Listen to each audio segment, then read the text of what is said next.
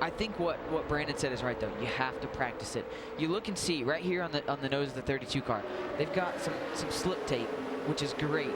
Unfortunately, not everybody in the field's got that. Right. You know, on the nationwide side, pretty much all the cars have gone to it. You know, we were practicing with that today. But the ARCA series, without being able to push to the corners, you typically don't see it. It's going to be real easy, especially with the bumpers being round like they are.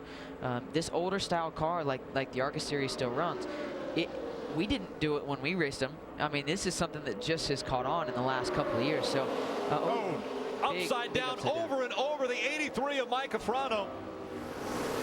A big wreck coming out of turn number 4. Into the grass he goes. Another car sliding by. That's James Hilton in the 48 car. Rolling numerous times. The 83 of Mike Affarano. That was one of the more vicious wrecks I've seen in a while here at Talladega. And on its side now as the caution has come out. See the air cleaner laying right here on the infield grass.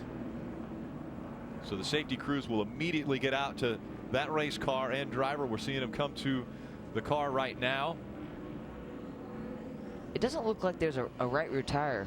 I don't know if maybe it went down or it came off during the. It looked like it came off in the flips that it was doing, or the tumbling that it was doing. And maybe just the inner liner that's left.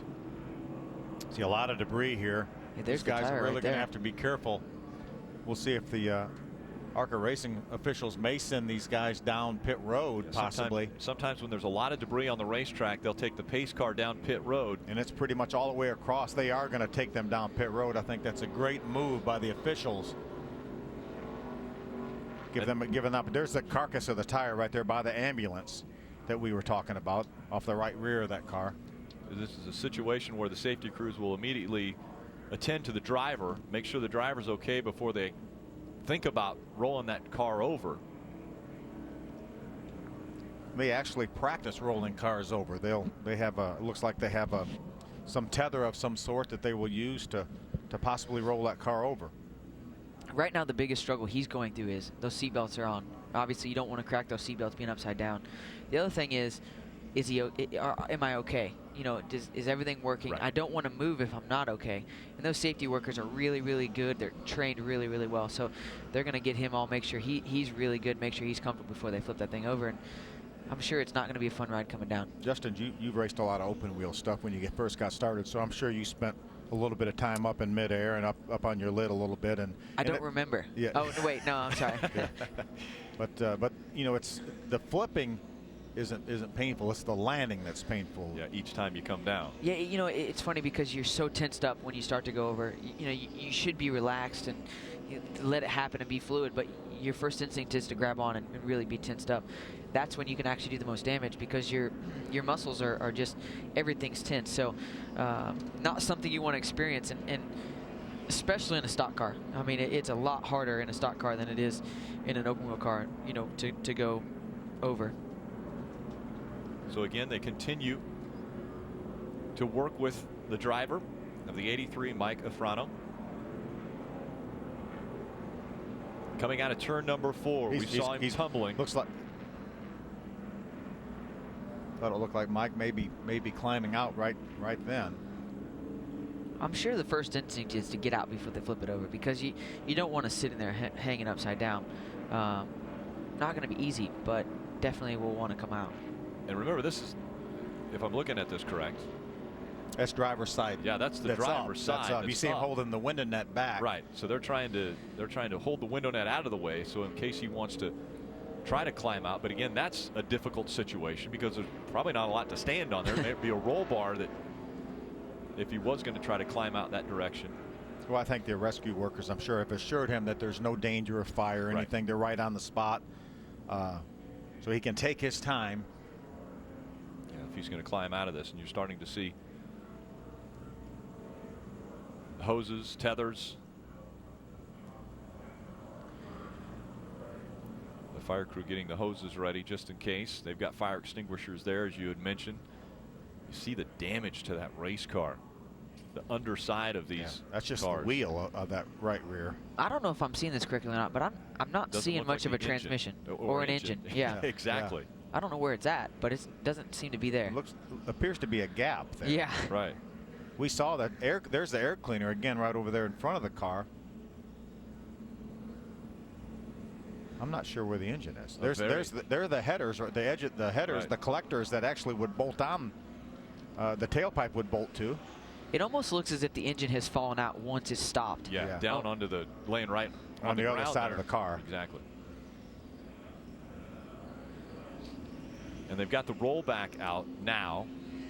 So they'll use that to pull the car over, I would think. Which is a good sign, because obviously they're working in conjunction with. They know that they still have to get Mike out of this race car, but they wouldn't be bringing in this other equipment until they made sure that that driver was going to be okay to get out of there. Yeah, because they could always cut the roof off if they needed to get to him right where he was. So.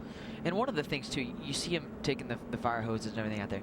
It's not that there's any real fire going on right now, but when they flip this thing over and get it upright, they're gonna make sure that nothing happens so that he can get out safely. That's a great shot of where the engine would have been. There is no engine in that car. You see by the track workers to the right side. You can see racetrack through the hood opening where there should be an engine, actually. Very rarely do you see the engine come out. I mean, there's not a ton of structure that's holding them in, but obviously it's connected to a lot of pieces and parts, so they don't typically come out like that. But you know, luckily it came out at some point where I think it maybe is sitting right there. Right. But it didn't do much else. And guys, it looks as though this situation is Mike has probably said, hey, I'm going to sit in here until we get this car upright so that I can climb out. He probably took the seatbelts off and went, yeah, this probably wasn't as smart as idea as I thought it was going to be. I think there's a radiator. Yep. They're doing something really smart right here too. If you notice, they're going to drop it onto the bed of the flatbed wrecker there, so it doesn't go all the way to the ground. And then they can set that wrecker down nice and slow. That way, there's no jarring, especially if he gets to the care center and all the adrenaline goes away, and maybe there is something that he wants them to look at. So it's a good plan by the safety crew right there. Look at where the steering wheel is. Yeah, it's almost pushed up into the windshield. What a great job by the crew here at Talladega Superspeedway and all of these safety officials and crew members. It's amazing all the safety initiatives that have been incorporated into these cars. You see, there's a fuel filler right there, and there's the overflow hose right here and here, and you see there's fuel still in the overflow hose, but certainly no fire. It's contained. These race cars have come so far in safety, not only in the fact of what we wear as drivers, but just in the entire car. I mean, it's amazing. Look at the engine. That's the engine right there. There's the oil pan right there. You see the transmission. There's the transmission right there. It looks as if the hood is holding it in, which baffles me a little bit. It's not bolted to the hood. It's not bolted to the hood for sure. Yeah, incredible. And maybe the hood tethers held the hood on, which held the engine in that car. Safety innovations. I mean, it's come a long way for sure. So again, this was coming out of turn number 4. That's the 83 of Mike Affarano. Mike making his first ever start in the ARCA Racing Series. And this is not the way he wanted to finish it.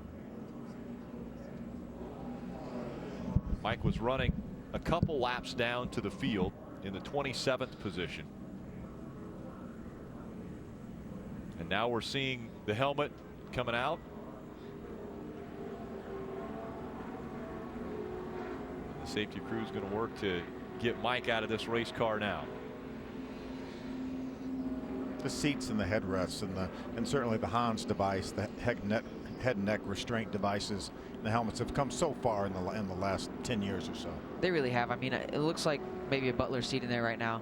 There's a lot of choices as far as the seats go, the head and neck restraints, the helmets, you name it. There's so many different styles in there that you can choose from. And the SFI ratings that we have to pass now, the ARCA series has gone to the SFI ratings on the seats, I believe, this year. He's probably... There he is right there. There he is. Take a look at that. And we've talked about it extensively, but really have to applaud all of the people that have put the effort and time into the safety initiatives, that after that violent of a roll that he's able to climb out and will walk to the ambulance. Let's take a look at what happened coming out of turn 4. See him right in the middle of our screen there. He may get a little contact from behind. He gets a little contact from behind. Is that Zach Ralston behind him and just turns him in towards the outside wall? You see the tire carcass flying out. Let's watch that engine there. You see the slam down to the ground. Now the engine's already pretty much loose. There's the spring sliding out around the racetrack. There's that fire we talk about, but it was immediately extinguished. This is Zach Ralston, the 9. He lifts the back end of that car up, turns it into the outside wall. He already starts tumbling about the time it hit that outside wall. It looked like the two guys in front of him there, we were talking about real estate earlier, got a little bit too close, and you know, he may have lifted ever so slightly. When you do that, the guy hits you from behind. Obviously, once the rear tires are off the ground, you're not any movement on that wheel is going to turn you that direction, and unfortunately turned him head on into the outside wall, and over he went. And remember, it's the landings that are violent. Yeah, flying through the air, I do that. Yeah. It's wow. Look how high that tire got up above the car. He's probably glad this is one ride in his life that's over. I mean, you know, when it's all said and done, you don't see many like that anymore, and that was really safe. We're going to take a look at it at about 200 miles an hour here.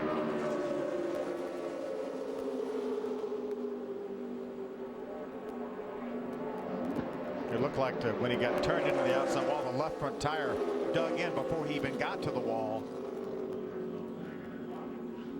6.5 tumbles for Mike Affarano.